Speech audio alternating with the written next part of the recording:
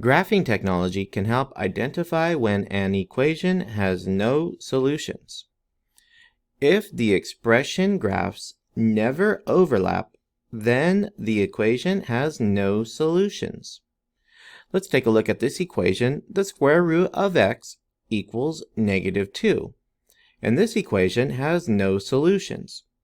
And we know that because if we graph these individual expressions from both sides of the equation and take a look at their corresponding lines or graphs, here is the square root of x. It starts at 0, 0 and does this curve upward.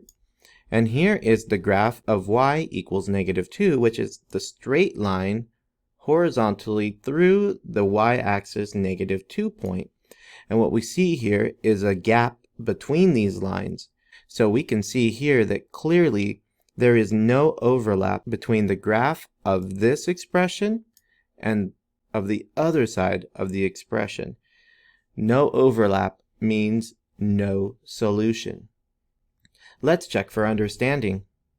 Which graph shows two expressions of an equation with no solution?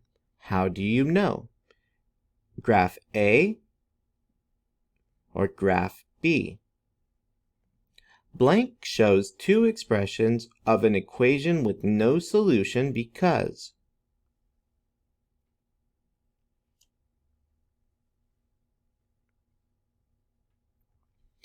B.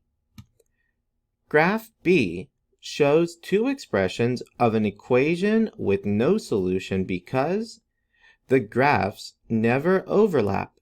Here in graph A, these two graphs clearly overlap, and if I look closely, they actually overlap at an x value of -1. Whatever these two expressions are, the variable in their equation is equal to -1. But here in B, these two lines are straight lines and parallel to each other. They will never cross. These two lines will never overlap.